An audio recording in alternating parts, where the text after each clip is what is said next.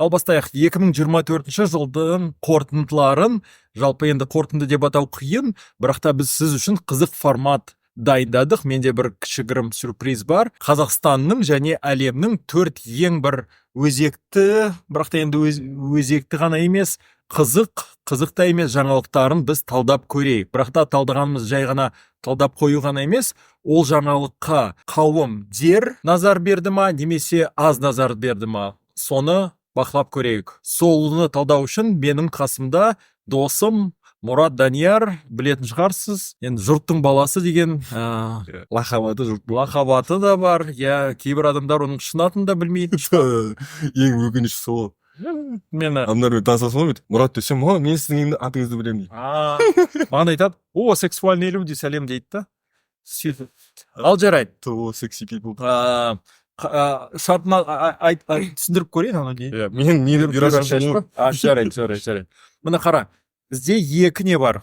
Өзім енді біліп отырмын, мысалы, оң қолының астында артық бағаланған, мысалы, overrated дейді ғой, мысалы, тым көп назар көңіл беріп қойған, мысалы, кейбір енді жаңалықтар болады ғой, адамдар соған назары тым көп кетіп, overrated болып кеткен. Мынау төмен бағаланған. Негізі төмен бағаланған деген ол жақсы. Өйткені бұл негізі өзекті мәселе, бірақ та оған адамдар қоғам талқыланбай қалды. Сондықтан, мысалы, егер қазір біздің досымыз Айбын, ол камераның ар жағында бізге бір жаңалықтардың тақырыбын айтады. Біз келіспей, осыған дейін ешқандай бізде талқылау болған жоқ. Біз көп негізі мәселе бойынша біздің пікіріміз әртүрлі, ол туралы енді қазір көріп жататын шығарсыз. Сөйтіп, алдымен Қазақстаннан бастайық, одан кейін әлемге көшейік. Қазақстанның 4 жаңалықтары 2024.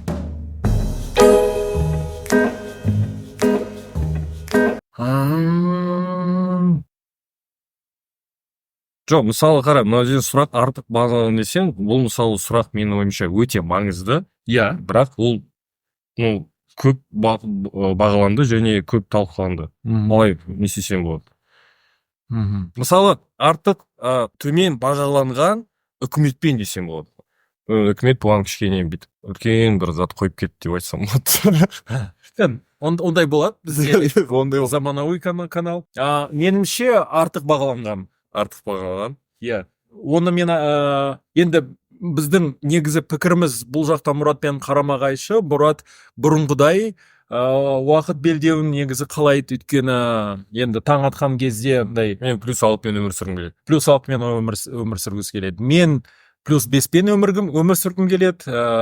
Мысалы, бірнеше себеп бар. Негізі индустриалды жалпандай қалайды іскер қалалар, ол Лондонның, Шарлотт, Филадельфия, Нью-Йорктың жалпандай индустриалды революция өткен қалалардың барлығы, олардың күні түстен кейін батады. Үнемі ерте тұрады. Бізде мысалы адамдардың көбісі сағат 5-те тұрып, инстаграмдарға шығарған ғой, не істеймін, күн батты, ұйқым жоқ, мындай. Қазақстанда спорттың пенетрациясы өте төмен. Ол адамдар мысалы міндетті түрде фитнес-клуб емес, тым болмаса жүгіру, таңертең. Сен өзің 75 күн спортпен айналысасың. Қазақстанда мысалы ол уақыт сенің дербес уақытың, спортпен айналыссаң айналыс.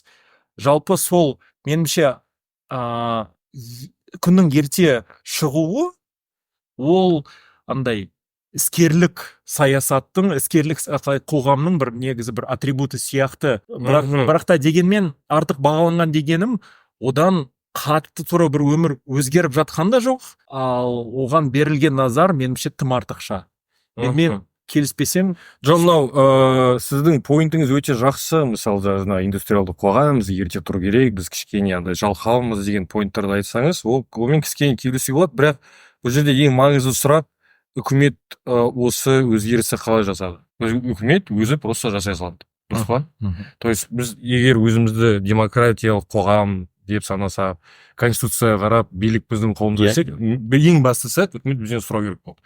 Қазір екінші сұрақ, біз тағы мен 100% білем, АЭС туралы талқылаймыз. Мысалы, сағат 4:30-да, мысалы, қазір 4:30 күн батады ғой, 4:30 күн батса, логика бойынша сен электр қуатын 1 сағатқа ерте қойғансың. Дұрыс па? дұрыс. Бізге үкімет не деп жатыр? Бізге қандай да бізде энергия дефицит. Біз там Ресейден 20% импорттап жатыр. Сонда өздерінің шешімдері қарама қайшы дейсің. То есть, мысалы, бізге қазір там референдум там понятно, Ресеймен, там, Кореямен, Франциямен сөйлесіп жатыр. Уақыт өтеді, бізге 3 жылдан кейін статистика береді. Ойбай, қараңыздар, бізде энергоимпорт уже там 20% емес, 35% болып кетті. Бірақ та сен өзің қоғамда белсенді адамсың ғой. Мысалы, бүкіл референдумға қатыстың. Сұрақтың барлығын 100% енді референдумға шығару мүмкін емес қой. Мысалы, мынандай 100%.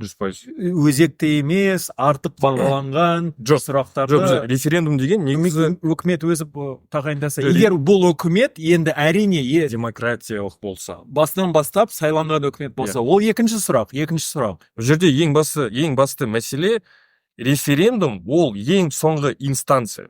Иә.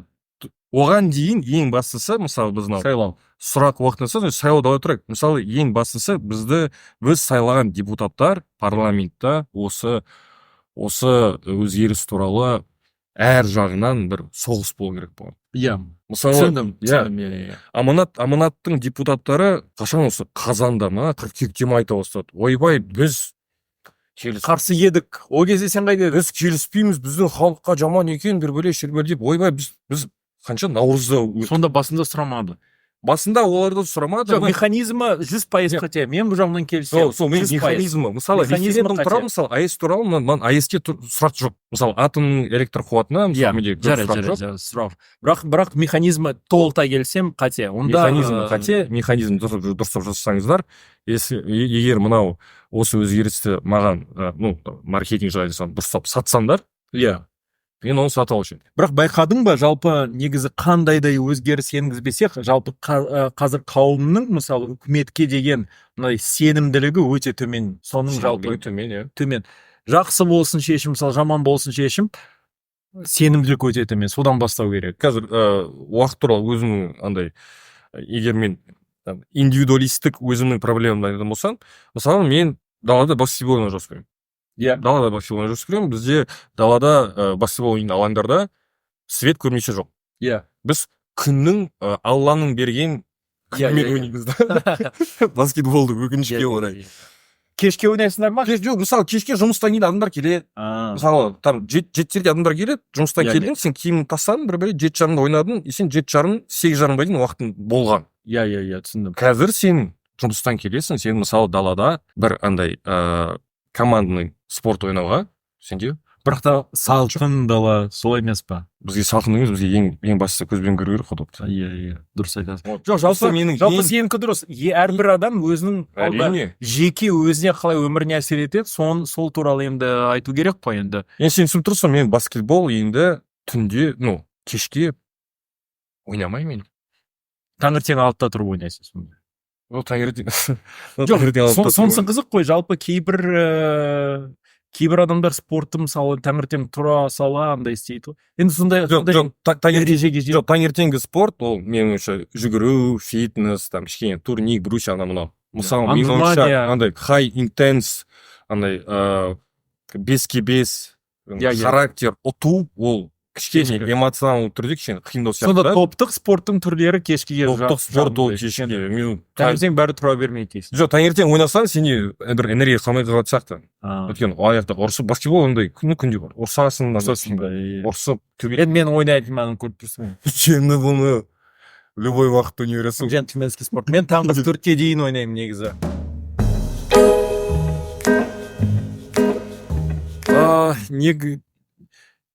Доллар қайта өсіп кетті.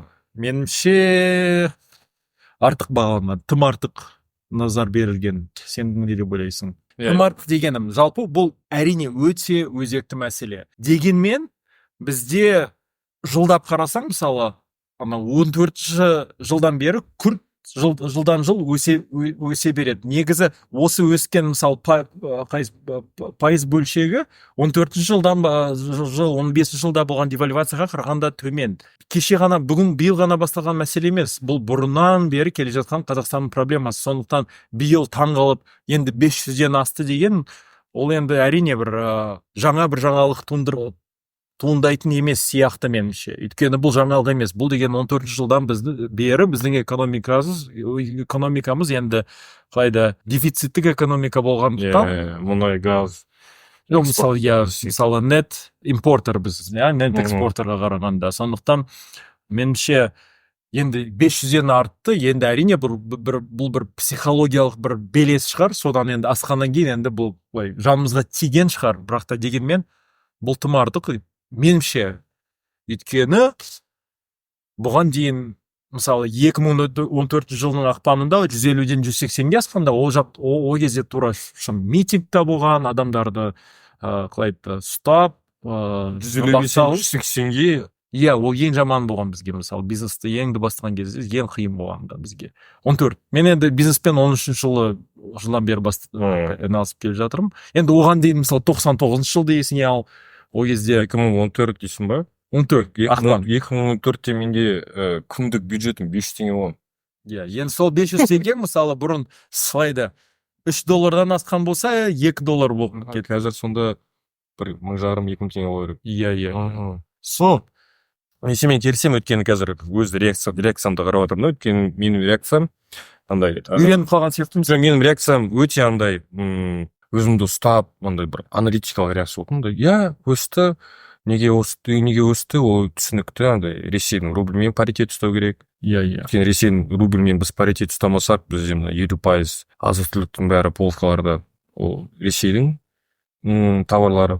Егер бізде Ресей, мысалы, рубль теңге паритет 4-3 болып кетсе, егер Ресейдің тауарлары бізге тым арзан болса, біздің бизнес өліп қалады. Өйткені біздің там сүт, нан, анау-мынау солар ешкім сатып алмайды. Жоқ, енді шет жағы шығар, ол бір индустрияны қарасаң. Негізі мәселен басқада ғой. Мысалы, егер ресейлік кез келген компания Қазақстанға келіп, өзінің бір 1 миллиард рублін теңгеге ауыстырып, одан долларға конверсия жасағысы келсе, бізде ешқандай одан қорғайтын механизм жоқ. Ал одан теңге құлдырайды. Олардың мысалы валютасы тікелей конверсияға жарамайды да. Сондықтан біздің мысалы еліміз андай проходной двор ғой, бір жағынан қарасаң. Бірақ та ол енді тым артық бағаланған дегенім, бұл біз үшін жаңалық емес. Бұның қалайда енді әрине міндетті түрде салдарымен емес, бұның себебімен күресу керек сияқты да.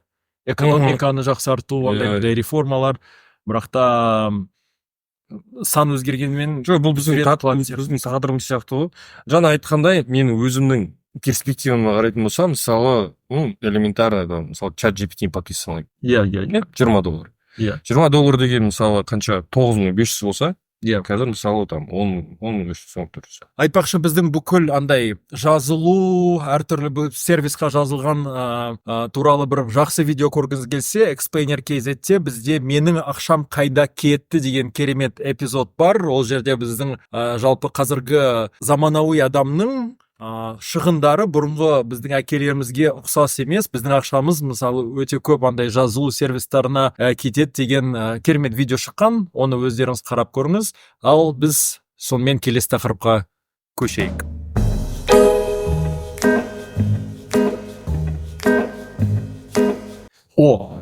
Референдум, АЭС, сенің енді білем өте қалайды қарқынды белсенділік көрсетіп, жалпы көрсеткен тақырыбың, ол туралы не ойлайсың? Мен АЭС-қа өте көп уақыт бөлдім негізі. Уақыт бөлдім, бірақ та жалпы қоғамда назар берілді ма ол мәселеге? Меніңше берілген жоқ. Қоғамда берілген жоқ, өйткені қоғамда уақыт өте аз болды оны. Жағын түсіну. Бір ай берілді, Одан кейін онымен қоса меніңше өтті да референдум, мұтып сол қоя салдық та. Оған менде бір теория бар негізі. Ол теорияны осы жерде айта салайын. Мен достарыма айтатынмын, бұл ешқай жерде андай осындай видео түсіріп айтпаймын деп. Референдум бізде жексенбі күні 6 қазан дейді ғой да. 6 қазан болады. 7 қазан күні таңғы сағат 7-8-де Тенгриньюс, Закон KZ, Нұр KZ бәрі Талғарда болған оқиға туралы. Андай форсите ұстайды. Шерат Болатты өлтірді. Андай Талғардың жергілікті үкіметі ештеңе жасап жатқан жоқ. там туысқандары полицияны содан не істеп жатыр иә сондай иә мен бұл жерде кішкене андай ойым бар да, бұл өте андай жақсы политтехнологиялар қандай не болды да. иә жалпы бір күніне қарасаң қазанның 6-сы келесі таңертең күні ана Путлердің туған күні, иттің баласының. Сол ғой, өйткені мен түсінемін, ол жағдай болды, мен ол жағдайды ешқалай там бір сыйлығы сияқты да. андай не істеп тұрған жоқпын да, демонизировать етіп, ол жаман адам деп. Бірақ мен ойымша, мысалы қазір мен қарасам, Тоқаевтың ақырдан политтехнологтары өте жақсы ол жағдайды әдейі жамандатырып, потом сол әдейі жасап, өздері сол қадалып қалды, короче. Сол жағдайда түсіндім. Сонда мына АЭС-ке дер назар берілген жоқ дейді. Берілген жоқ. Мен түсінбеймін да, мысалы референдум бізде жексенбі күні, дүйсенбі күні бәрі ұмытып кетеді да, болды. Біз тек енді Талғарда болған жоқ. Екеуі де мысалы өте өзекті болғанмен, мысалы АЭС деген ондай бүкіл елдің әл-ахуалы, ертеңгі дәулеті десең де болады, иә. Меніңше, дер уақыт берілген жоқ, дер назар берілген жоқ. Келесі күні жалпы қазіргі таңның өзінде мысалы адамдардың өз өмірі, өз дер назар берілген. Мен мысалы атом АЭС-қа қарсы емеспін. Жоқ, мен де қарсы емеспін. Мен өйткені АЭС туралы оқыдым, көрдім. Мысалы Францияның өзі там 70% қуаттың бәрін АЭС-тан алады, там Ресей 30%. Там Корея қанша, тоже бір 30-35%. Мен оған қарсы емеспін, и мен мына жерде қарсы механизм. Мысалы бізге балама қандай технология бар, газ бар деп Жакиш қандай жақсы айтып кетті. Мысалы енді энергетикада білім өте зор, иә. Бізге балама альтернативаларын ешкім айтқан жоқ қой, қандай бар екенін. Сонда АЭС тек бір соған байланып қалғандай, болса болды, болмаса біз ертең мысалы үңгірге барып тұратын сияқтымыз деп. Сол ғой, қараңғы адамдай бізді сондай не. Мысалы, қазір энергетика министрлігіне қарасам, оларда 2030 жылға дейін прям кәдімгідей план бар. Қазіргі дефицитті қалай жабатын. Мысалы там ТЭЦ, ГРЭС, МРЭС, соларды модификация жасау, немесе қасына басқа энергоблоктар салу, ол бүкіл план бар. Мысалы 2030-ға дейін осы планға сенетін болсақ, жаңағы энергодефицит ол жабылады. Бірақ бұл туралы бізге ешкім айтпайды. Бізге айтып тұр, қазірден алмасан да. Болмаса бітті, құрыдық. Ертең далада апокалипс сияқты, қазақ қалайды, қауым бір жынды бір топас сияқты сөйтіп түсіндік. Мен толықтай келсем, бұл өте төмен дер назар берілмеген жаңалық. Сол жақсы, біз бір қош жүрген, мысалы, қоғам бар, қоғамда адамдар бар, мысалы, ойлау қабілеттері кішкене тереңдеу дейді, ойлау қабілеттері кішкене мынандай. Енді екі жақтық агитация болу керек. Сол сен агитация баларға түсіндіресің, сен қазір мынаған айтпасаң, ертең үңгірде тұрасың. Мысалы бізге. Агитацияның екі жақта болу керек. Мысалы мынандай, мына жақтың агитациясын болды, көрдік. Мына жақтан агитация болып еді, сені ана абақтыға қамап тастай полицияға шақырды ғой сені.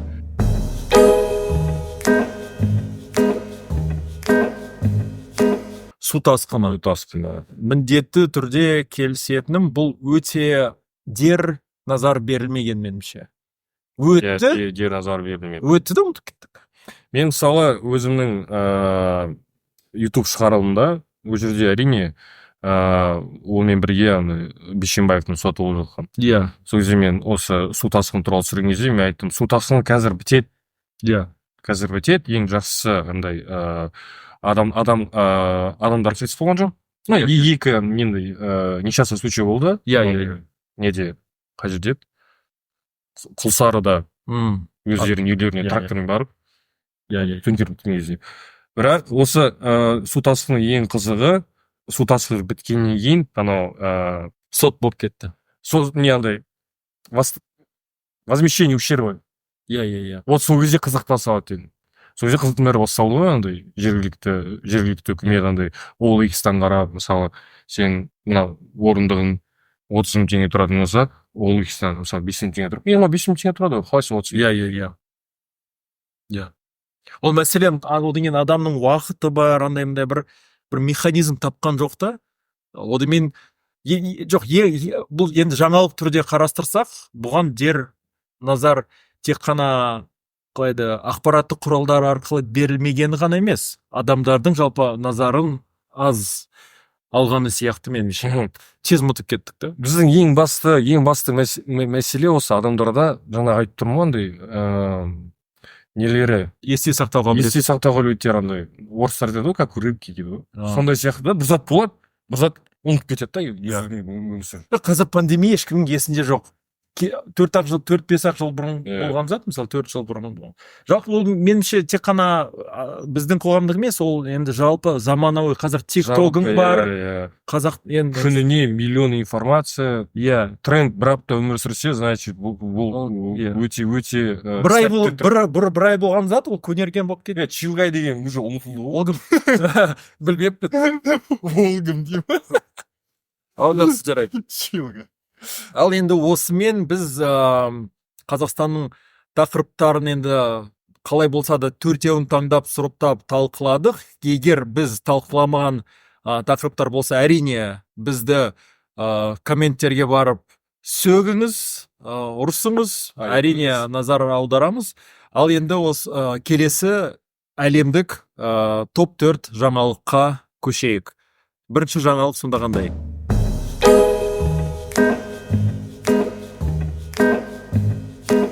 Олимпиада. Енді өзім қызықпаймын, бірақ та төмен бағаланған сияқты ешкім қараған жоқ. Мысалы, есінде ма? Мен бағаланған. Иә. Қазір қызықтығы жоқ андай олимпиаданың шы. Былай қарап тұрсаң, мысалы, маған киберспорт не. Иә. Мысалы, киберспортта сен түсінесің, андай өте динамика бар, өте динамичный. Одан кейін онымен қоса сен өзің ойнайтын Өзім, иә. әрине. Ал олимпиаданы көргенде, мысалы, біреу күреспен айналысады. Бұрын, мысалы, енді егеменімізді енді алған кезде, енді әрине бір жақтан Қазақстанның туы желбіресе, енді анау Сидней 2000-де қанша 4-те болды ма? Ермахан Ибраимов, Бекзат Сатарханов алтын алды деп қаншама қуандық. Енді ол кезде біз енді бұл біз жаңа эмоция болды. Жаңа Пекин, Рио біздің андай не темір көтеретін. Ол Лондон. Лондон 2012. 8 медаль. 2012. Лондон. Пекинда негізі. Рио-де-Жанейро 2016. 16. Екінші рет елге алды ғой. Бір адамдар алып потом да, допинг. Екеуінде. Иә, негізі солай болды. Бірақ та меніңше жалпы олимпиаданың маңызы төмендеді. Өйткені қазір негізі entertainment, енді ол адамға қызықтап қарайтын зат қой. Оның қаншама зат бар, мысалы қарайтын. Netflix'ің бар, анауың бар, мынауың бар. Жалпы олимпиаданың жалпы рөлі төмендеді. Ол туралы біз негізі тағы да бір керемет эпизод түсіргенбіз. Неліктен қазір көптеген мемлекеттер олимпиаданы өткізуден бас тартады. Өйткені қызығушылық жоқ. Шығын. Бірақ та бір қызық зат анау не? Деген мен тұрмақ дегеш па қалай? Қазір мысалы олимпиада, сен бұрында олимпиадада не болып жатқанын көру үшін сен мысалы тек телевизордан көресің, немесе үлкен 15-20 минуттық арасында бір елден бір спортсмен жатар, YouTube блог түсіреді. Иә. Жүріп, қазір жоқ. Қазір TikTok'ты фок көресің. Мысалы, иә. Париждің бір спортсмен келеді да, сен, қараңдар біздің төсек мынандай, вот мен Парижден. Адамдардың есінде қалғаны анау ашу церемониясы ғой, андай трансгендер, андай соған назар көп кетті да, жалпы олимпиада. Ол еще Ресейдің пропагандасы кішкене жіберіп, одан соң қараңдар. Иә. Батыс шіріватыр, арқадан не отыр. Біз оған қарсы емеспіз. Қарсы емес. Бірақ айтып тұрған, мына олимпиаданың мағынасы осы жаңағы TikTok-тың дамуымен, осы андай шорт контент дамуымен олимпиадада не болып жатқан зат, андай моментально келіп тұрды да саған. Иә. Көптің, мысалы жаңағы трендтер мынау, жоқ, мен аттыран түріп, жаңағыдай Кореяның қызы ат тұрған. Иә. Одан кейін оны барлық қайталап бастады ғой. Жалпы негізі мем болып кетті. Қазіргі олимпиадада болғанның барлығы мем арқылы да. Бірақ мен баскетбол қарадым. Сен баскетбол қарадың? Баскетбол ақшты. Бірақ ол андай болған жоқ, там ақш 30 очко болған. Кәдімгідей high intense ойын болды. Жалпы мен бұрын қарап отырған кісімін, мысалы Афинаны қарадым, Сиднейді қараған жоқпын, бірақ жаңалығын былай Афинада кім Головкин Гайдарбек деген ресейлікке ұтылғанын о кезде шынында да тура бір өкініп андай жаным күйіп негізі нағыз фанат болған мен бірде ивент қараған жоқпын да, осы олимпиаданың бірде эпизодын қараған жоқпын. Қызық емес? Мен тек баскетбол қарадым. Енді ол мен сен баскетбол сүйетін спорт. финалды ғана. Иә, финалды ғана.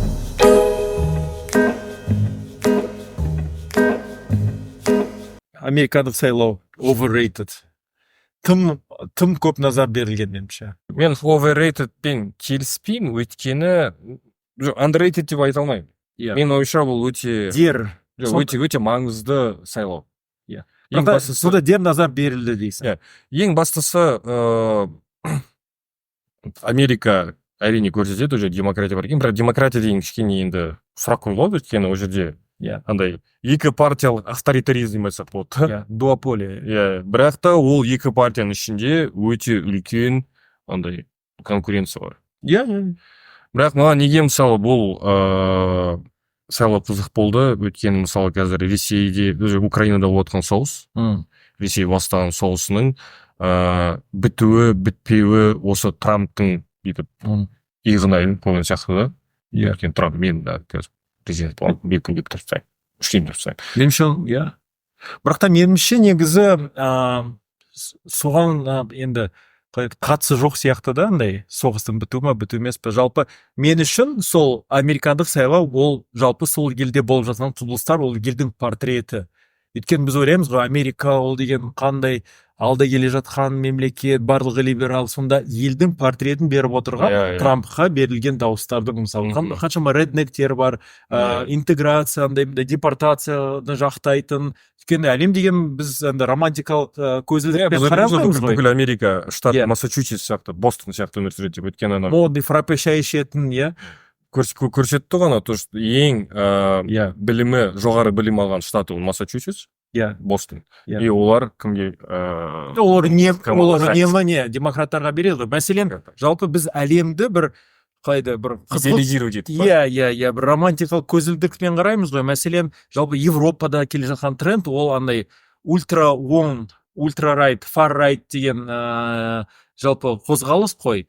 Иммиграцияға қарсы, расизм, бір-бірін қандай жек көру деген сол дамып келе жатыр. Мысалы, біз ойлағанымыз енді барлығы либерал, біз сияқтандай шай ішетін, андай фраппе, бабл ти, модный, тикток қарайтын жоқ, ондай емес екен. Шынында, мысалы, Трамптың сайланғаны мен үшін бұл Американың бүгін, жалпы әлемнің портреті.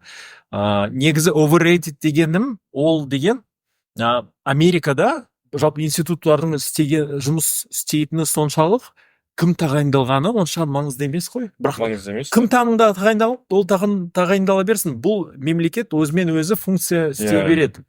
Оның механизмдары істей береді. Одан кейін ең бастысы оларда штатта қаншама енді бас бостандығы бар ғой. Өйткені кейбір штаттардың өздерінің мысалы фискалды заңнамалары бар. Мысалы, ол екі көрші штат бір-бірімен мысалы бизнесті шақырып алу үшін жеңілдетілген фискалды мысалы заңнама арқылы шақырып алады. Сөйтіп, жалпы штаттарға көбірек еркіндік берілгенде, кім президент деген ол тек бір символикалық бір фигура. Бірақ бұл жерде ең маңыздысы, бұндай көп болған жоқ ақш-тың тарихында, бұл жерде Дональд Трамп республиканец қой. Сол республикандықтар, олар сенатта көпшілікті ұтып алды. Және палата представителей, қазақша қалады ғой? Палата представителей. Енді өкілдер. Біздің депутаттар сияқты. Сенат, депутат, сондықтан бәрі енді республикандықтарда көпшілік. Енді сол жерде енді қызықтар болды. Енді басымдылық. Олар енді заңдарға болай алады, әртүрлі өздеріне қызық заттарды. Мысалы, қазір маған Дональд Трамп пен Илон Масктың интернетте не жазыватқандар өте қатты ұнап жатқан жоқ, мысалы. Мысалы, Дональд Трамп қазір, өзінің твиттерында, Канаданың премьер-министрін, губернатор Трюдо деп, Канаданың 52-ші штат қосатын уақыт келді. Қалжың бір қандай треш-токинг болады, сен түсінесің, мысалы, сен президент болып өйтіп шайып атқан кішкене қызық екен. Алдында айтты, Гренландияны қосып алайық. Даниядан Гренландияда мен жылына 600 миллион доллар төлеп тұрамын, соны қоса алайық деп. Илон Маск тоже жайме деп шайып жатыр. Андай Германияның ішкі істеріне. Бірақ та ол енді біз сенмен енді бір енді қалайды топ жаратын енді бір енді қалайды алда келе жатқан енді бір трендсеттеріміз ғой. Адамның айтқаны мен мысалы істелінген заттар мүлдем бөлек зат. мүлдем бөлек зат. Бірақ та енді прецедент болмаған бірінші зат ол президенттің қайта сайлануы. Өйткені арасында естеріңізде болса Байден өтіп шықты иә бір рет.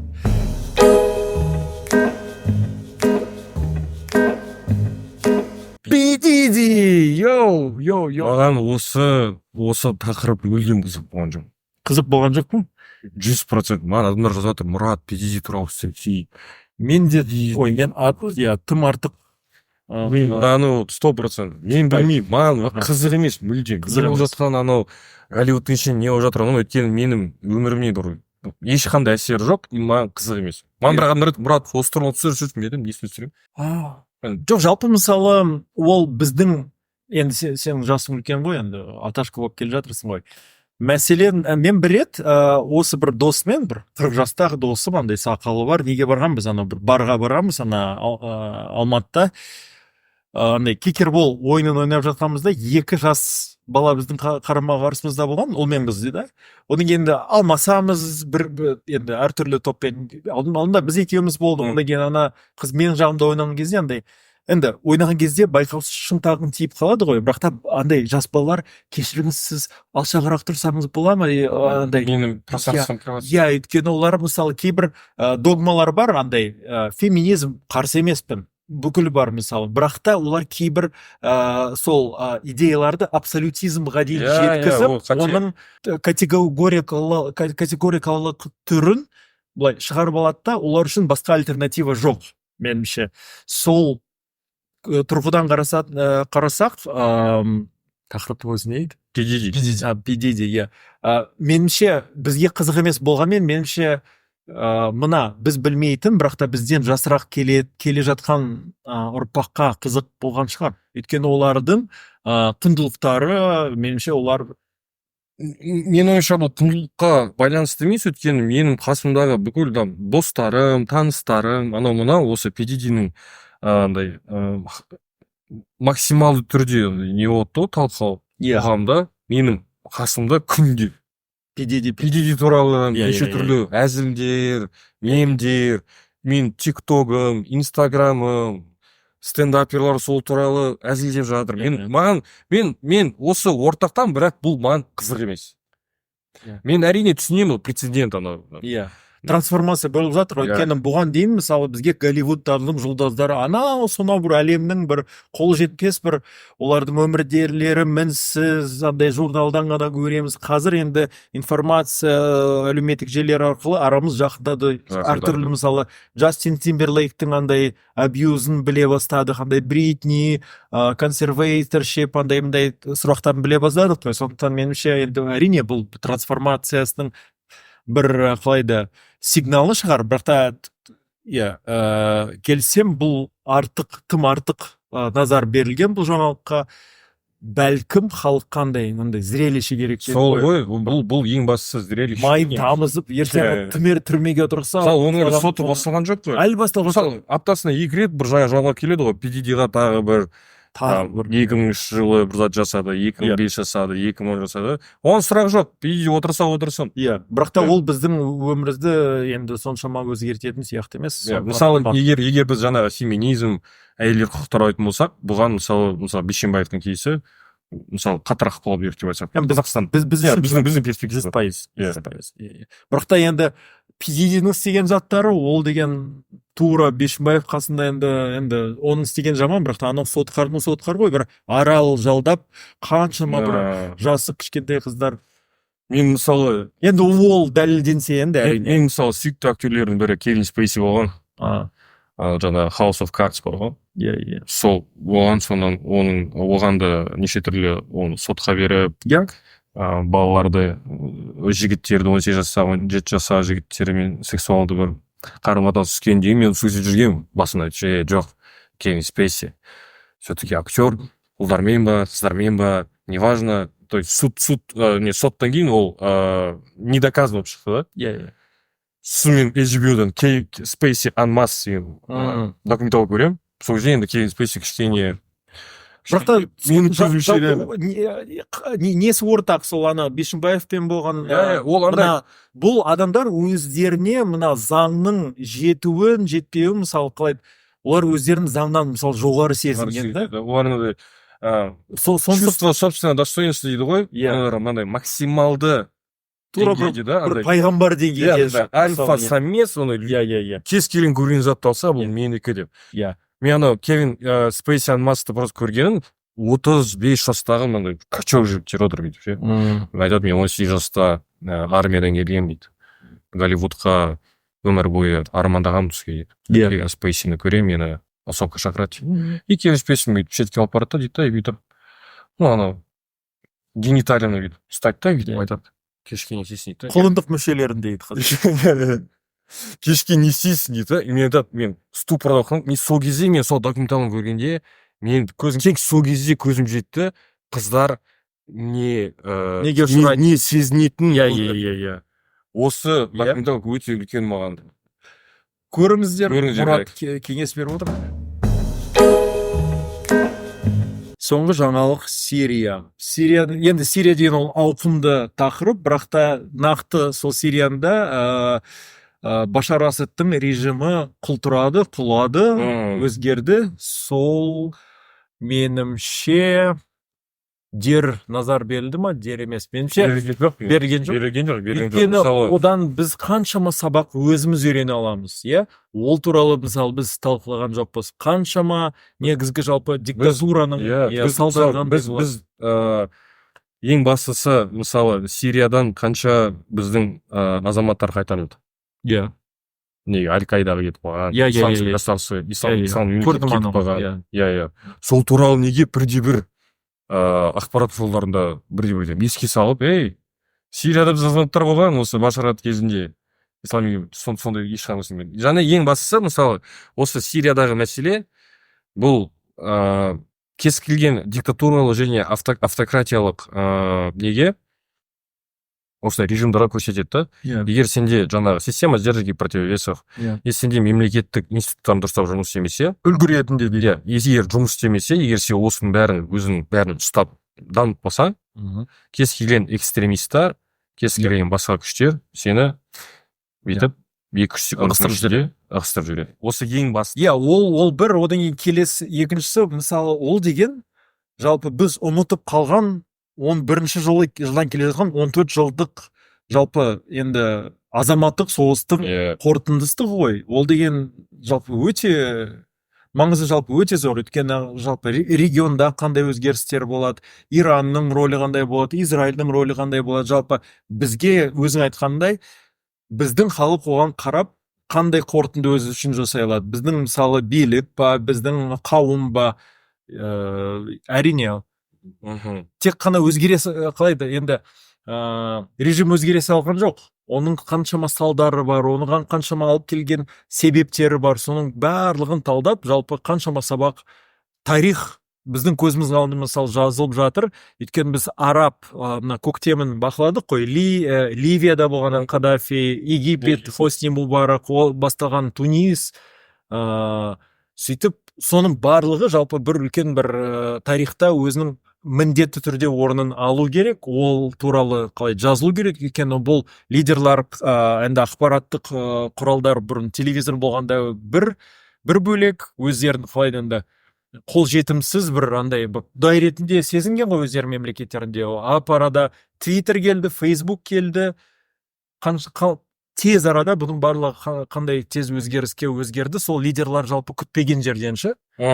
Сол жалпы тарихта орын алады. Сирияда мәселе өте қызық. Өйткені мен университетте оқыған кезде осы 2013-2014 жылдары осы Сириядағы азаматтық соғыстың ең андай бір басты кезең, ең басты емес, ең андай бастап мынандай от жанып тұрған кезде. 15 жыл. 2015 жыл. Сол кезде біз оны қатты группаластармен бірге, профессорлармен бірге талқылайтынбыз. Сириядағы мәселе өте қызық. бірақ Башар Асад енді көрініп тұр, ол диктатор екен 100%. Мысалы қазір любой там travel блогерді алатын болсаң, оның видеоларын көретін болсаң, мысалы бүкіл Сирияда, андай бүкіл Сирияда Башар Асадтың суреттері ғой. Мәселен диктатор ғана емес, ол деген жалпы енді қылмыскер ғой. Өйткені химиялық қару, иә. Бұның барлығы менің енді жалпы қалай бір үмітім бар. 25-ші жылы ақпарат бізге келіп бастайды. Өйткені мысалы біздің көбіміз білмей жаттық, бірақ та Ресейдің рөлі өте жаман болды. Мысалы ресейліктердің көбісі мысалы біздің сыртқы политикамыз жақсы деп келе жатқанындай. Ресеймен күшімен ұстап тұрды ғой. Олардың істеген заттары негізі мен андай осы кітабым жоқ, бір анау ЧВК Вагнер Сирияда жүрген жоқ па? Сирияда жүрген, иә, Сирияда. Жалпы анау Беллингкеттің авторы, негізін қалаушысы бір кітап жазған. Ливиядан басталған негізі, бірақ та Сирияда өте көп андай зерттеулер өткізгенде қандай химиялық қарулар, соның барлығын бізге шет жағы тиген жоқ. Адамдар ойларын ғой, енді азаматтық бір шайқалы, сондай бір атқанын атқан, бірақ та қаншама бір жаман зардап шеккен енді ситуациялар болды ғой. Мысалы қарапайым халықты бомбалап. Өйткені біз 15-ші жылы байқағанымыз, Европаға үлкен Сирияның қайықтарымен Грекияға, Түркиядан қаншама бір кішкентай бала мысалы судың бетіне батып, бетінде шайып шықты. Ол тек қана шет жағыны ғана көрдік біз миграцияны. Бірақ та миграция бекерден бекер болып жатқан зат емес қой. Сонда болғанын біз білмедік. Ал болған зат ол шында да бір масқара бірдеңке болды ғой ол жақта. Сен өмір сұрамайсың, сен өмір сүру үшін сен өз өміріңді қауіпқа төндіріп, басқа мемлекетке көшіп кету керексің. Жаяу көшті ғой, жаяу. Бүкіл Түркияның территориясын үлкен мемлекет судан бату қауіпінен қорықпай, енді адамдар қандай бір қауіпқа дейін жеткізілді. Сонда сол жаңалықтар егер талқыланса тереңірек, меніңше қызығырақ болушы еді, өйткені оны зерттеу керек. Сол тереңірек кішкене бір документалды түрде, осы мысалы Беллингкеттің кітабы. Оқитын адам, бірақ оны оқып, адамша сөзбен жеткізіп беру. Сен сол туралы бір эпизод қаратын сияқтысың ғой. Мұраттың каналы енді мен жарнамасын бермей қояйын, өйткені маған қарағанда оны енді білесіз ғой. VIP кезет қой. Жарайды. Сонымен рахмет. 24 жыл қалай болса да жер сілкінді, бұлары болды, өмір алғарай жалғасып жатыр. Ең бастысы болған оқиғалар арқылы адам өзі талдау өткізіп, өзіне біз ғана айтқан 8 жаңалық емес, өзіне қандай жаңалық өзекті деп санаса, соны талдап 25-ші жылы сол қателіктерді қайталамайды деген үміттеміз, тілектеспіз. 25-ші жылдарыңыз жақсы, және енді басқа нем бар ма? Қосатын жоқ, сол, ең бастысы әлемде неше түрлі заттар болып жатыр, Қазақстан неше түрлі заттар болып жатыр, бірақ өздеріңіздің жеңістіктері болса, осы жылда соған көбірек көңіл болып, 25 жылды жақсырап қалса қарсы алыңыз. Окей. Позитив енді басқа амал қалған жоқ. Мен түсіндім. Позитивизм деген ол амал жоқтықтан. Адамдар бүйтеді, Мұрат, мен сен каналымда көретін дейді. Бірақ қазір өкінішке орай андай негативтен шашып кеттім дейді. Мен ойлаймын, сен адамсың. Сен адам болсаң, сенде андай қабілет болу керек. Мысалы, негативті. Сыртта болып жатқан негативті миыңда кішкене бір орын бөліп қоясың да. И соны ойлайтын кезде ойлайсың. Мысалы, сенің өмірің, жеке өмірің, сен қасындағы достарың, отбасың, болып жатқан бизнес жұмысың, ол басқа.